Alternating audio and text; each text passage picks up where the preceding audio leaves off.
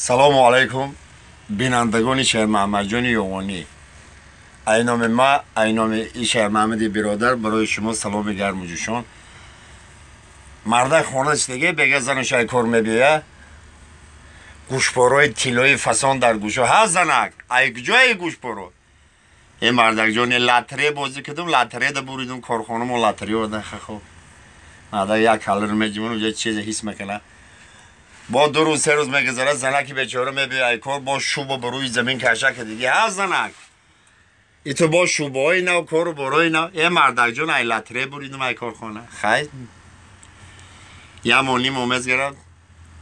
زنک چی بگه مردک من 2 پوت یافته گرفتم یا مار یا نمیرم آدخینی مردک هم سر میقپیه هم میجمونه میگه میریم خیلی میریم میرن مردک همون اویله که دمون لوی مار دیگه شالچه فریدگه هم خیلی آدخ داره زنک میره دوری او بازی که دیسای این مردک جونی نمیبی آوی فارمای مردک اویلش کیم کجا ده آو میفروشه این مردک جان تره گفته استم نمیایی آوی فسان میفارو آدم ده گفته زنک چند که آو بازی میکنی بکن نکه ای دوری آوی خنک برا کی با لطره خنک نزنه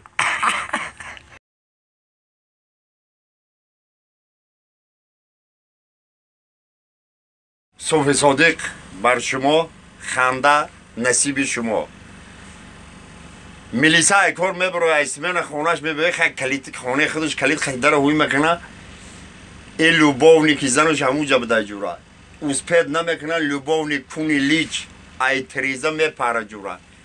ملیسا پیستاله درداش همون خواست میکنه با قبم ده ای چولی لوباونی میخواه شورتانک جوره میترسه میره در دوری گلدار میزنه ای تریزه